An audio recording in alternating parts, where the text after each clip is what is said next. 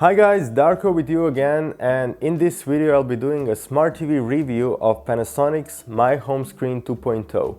This is the platform that's been around for 3 years now, and what I learned just recently, Panasonic will deliver My Home Screen 3.0 this year with more options for customization and so on. But I thought to make this video, as I have right now, as you can see, Panasonic's EZ950 OLED TV, and I think it's a great opportunity to make this video and then in future compare it to My Home Screen 3.0. Panasonic introduced this platform in 2015 under the name of Firefox OS. However, as Mozilla Foundation ceased development, Panasonic simply ditched the name Firefox OS, removed Firefox browser, and continued on calling it My Home Screen 2.0. This is the home menu, which is separated in different circles, which represent apps, inputs, also web pages, and you can organize this in different way. I will show you. But first, I would like to demonstrate turning off and turning on the TV from standby. Now I will turn it on so that you can see that it takes around 10 seconds for it to be back online, and you see this banner below, which is calling you to press apps button on the remote control and browse different apps this smart TV platform offers. But let me go back to home menu and show you basically how is it organized. So I just added different apps and also this one folder with video on demand apps. A good thing is that you can organize this the way you want. And you do this by pressing Option key and selecting either Move or Unpin from Home. So if I select Move, picture will be zoomed out, and now I can put it wherever I want. It's very simple. If I don't want certain app, I just press Option key again and select Unpin from Home. To add different apps, you can go to Apps button or press Apps button on the remote. And here you see different apps available. But you can also open Apps Market and install more apps that are available there. So let me add, for example, browser. So again, Option button, pin to Home, and it will be automatically placed on the last position.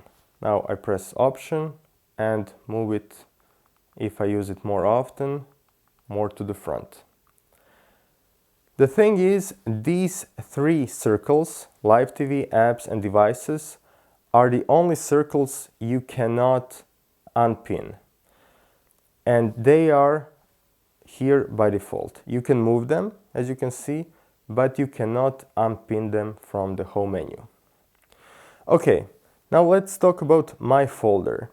So to make a new folder, you have this button here. So if I go up and then new folder, I need to select which apps to put inside. So for example, I will put this one and this input. And it's inside this folder. I can edit the folder by pressing Option key again. And here, if I want to, for example, delete the folder, I just unclick those two and folder is gone. And apps are brought back here. As you can see, Panasonic really gives you great chance to organize this the way you want. So if you're using certain app very often,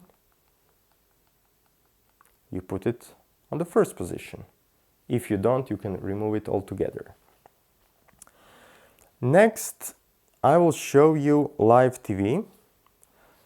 So this particular model has dual tuners, so you can record one channel and watch the other.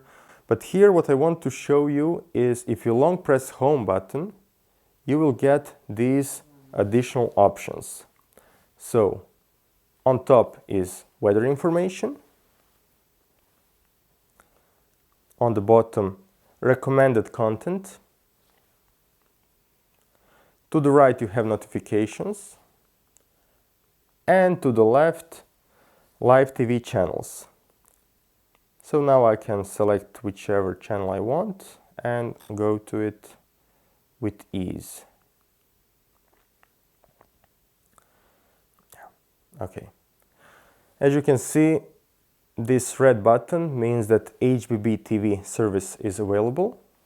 And if I press the red button, I will get this particular menu that this program is broadcasting.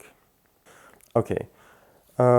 Remote is really simple and it offers also guide button. If I press guide, I will be brought to this quite old-fashioned layout, but you will see other menus beside this home screen are really old-fashioned. And here you have information about programming and also possibility to start and schedule recording if you have USB connected to this TV. So here is some information about the channel and so on. And here you get preview of the current channel. Next, what I want to show you is second remote control. So with this TV you get two remote controls. This one, when I bought my first LCD TV, it was from Panasonic. It had more or less same layout like this one. And I find this very good because it's really easy to navigate. Menus work really fine and really quick. And there's also backlight here. So definitely a premium remote. This one is more oriented towards modern using, such as voice commands and also touch screen. So it helps when you're in the menu without pressing a button. You can navigate and so on. But in reality, I wasn't using this remote so often because this one has many more options right at my fingertips, and one of those options is also My App button. So this is the only customizable button on the remote. It is also available on this remote, and this button allows you to assign any app to it, and if you press it, you will see that I assigned YouTube. It will load from whichever screen you're on, YouTube app. There's also Netflix button, and Netflix button together with power button will bring the TV on from standby. So if I turn off the TV and I want to watch Netflix, I don't need to turn on the TV and then go to Netflix. I can just press Netflix, and somewhere around 10 seconds TV will be brought to functionality.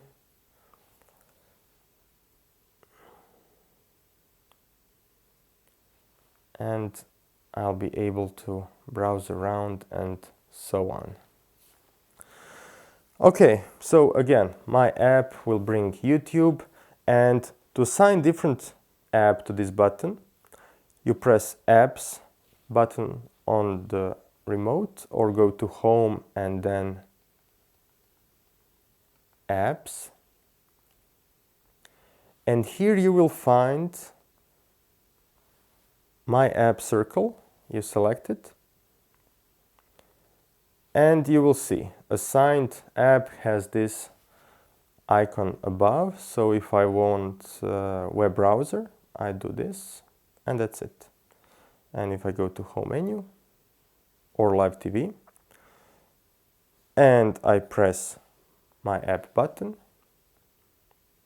I'm inside the browser.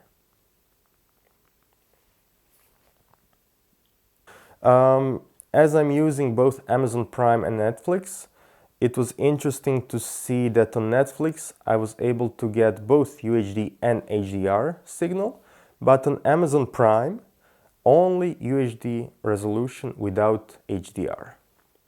And the third app that I also use is YouTube, and on YouTube I was able to get both UHD and HDR picture.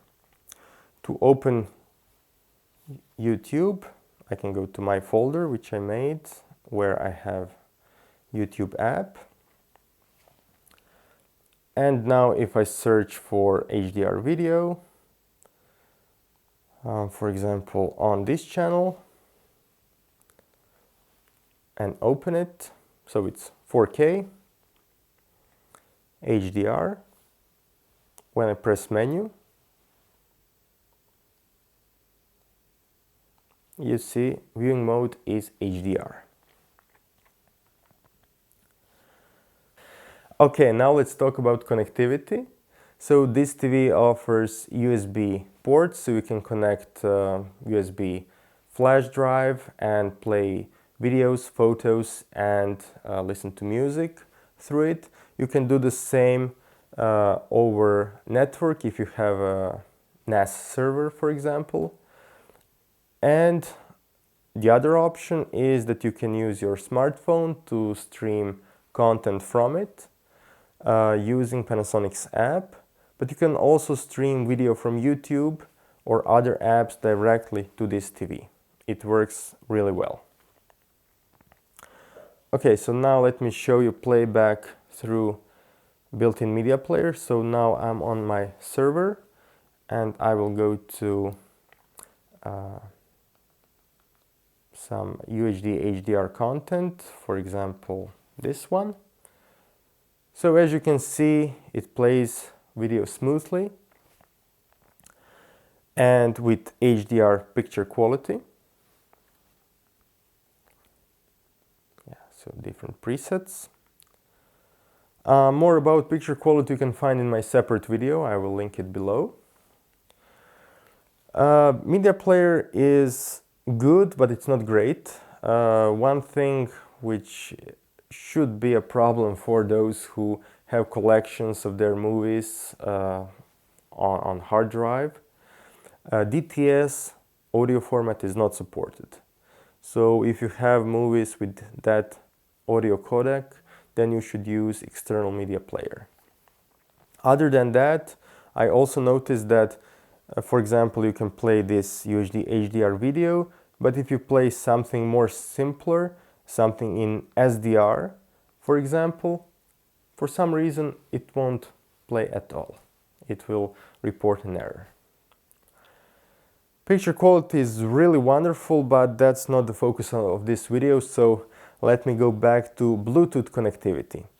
I have here my good old speaker and Apple earpods. I can report that neither of those devices worked, and maybe now in front of the camera something will change, but let's see. So inside the menu, inside the setup, you have Bluetooth setup and devices.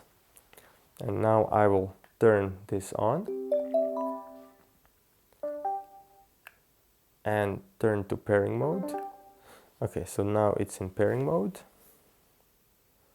From time to time it will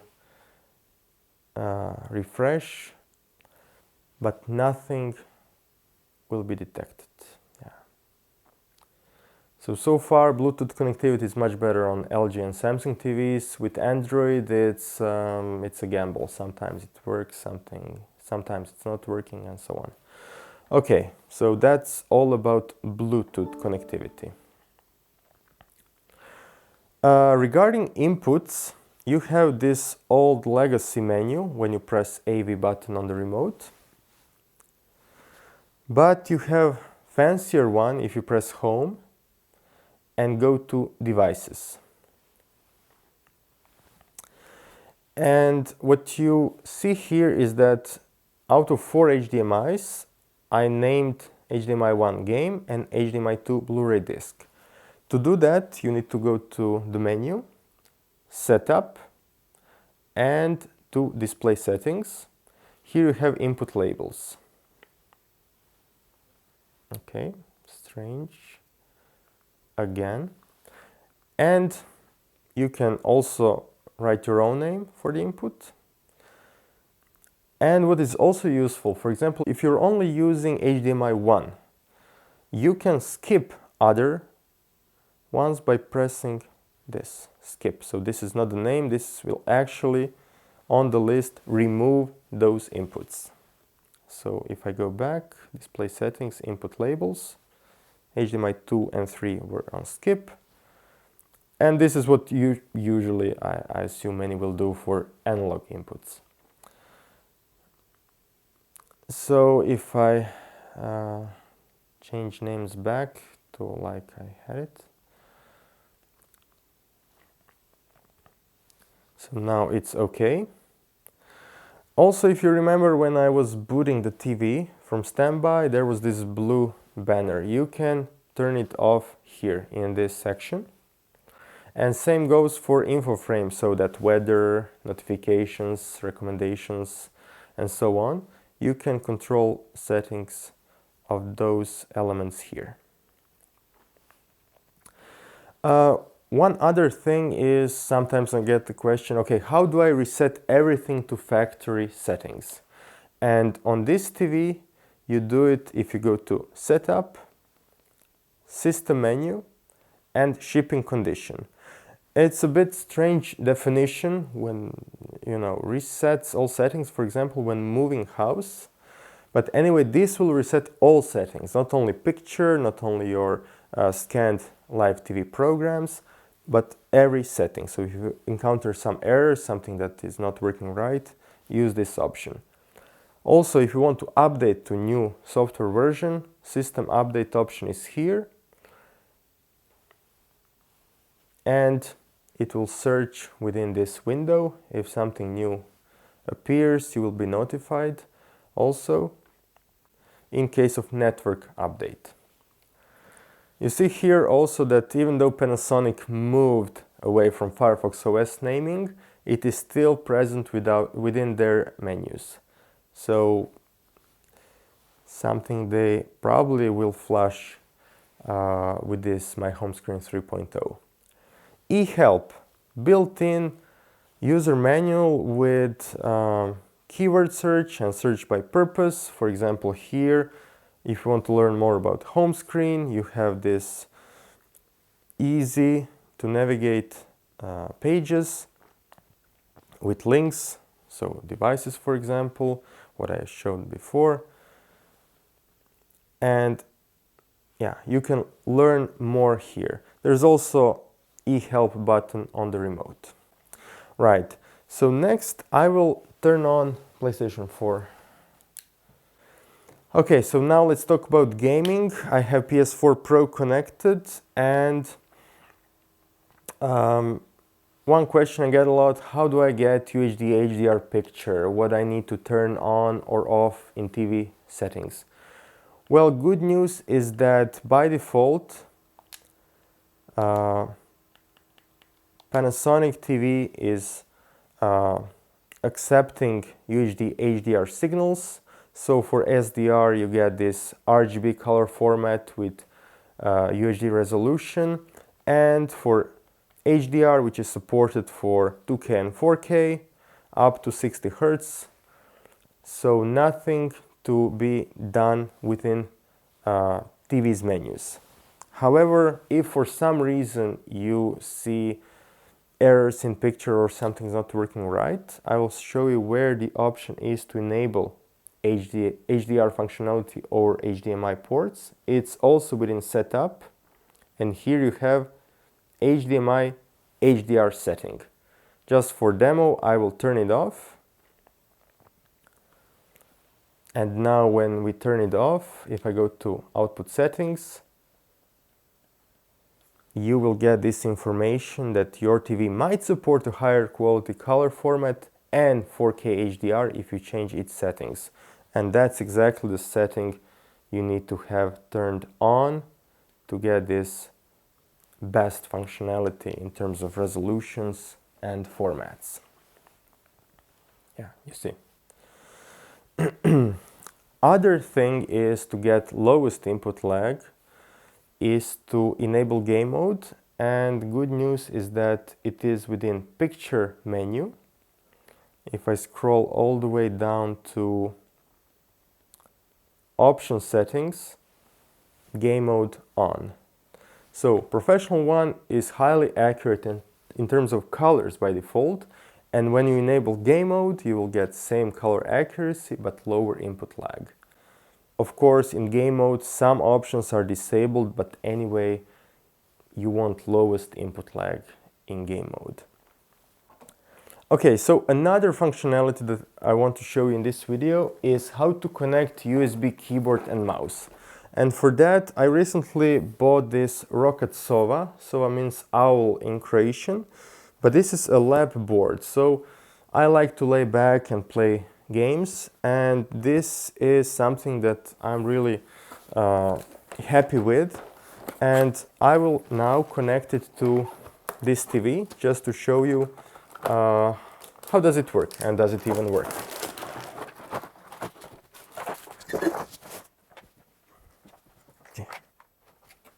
Okay, so now I will connect it in one of the USB ports here.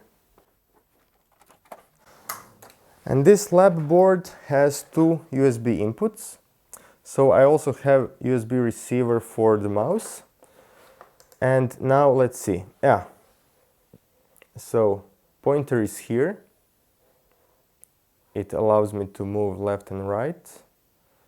Can I open folder? Yes, I can. Great. Now let's see web browser. Okay, so if we Google, for example,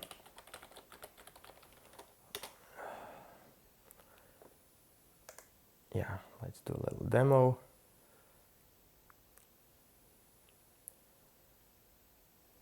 Yeah. And can I scroll? I can scroll. It's working.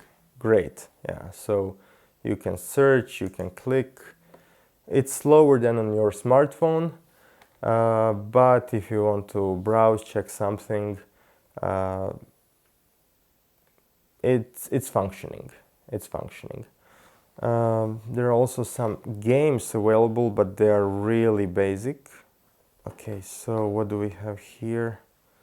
Tetris, Apple Muncher.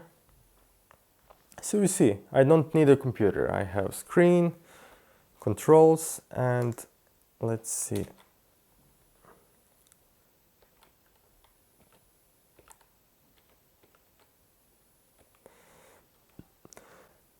So in general, my home screen 2.0 is a platform that has great potential, so I'm excited to see what Panasonic has in store for us with version 3.0. I hope for more functionality, more customizations, and bigger flexibility, but yeah, let's see what they will bring very soon. That's all. I hope you enjoyed this overview. If you have some questions, something I did not cover, please let me know in the comment section. And I would like to thank to Panasonic office in Croatia for lending me this TV to demo this to you guys. If you like content on this channel, please like and subscribe. And I'll see you soon in some other video. Bye!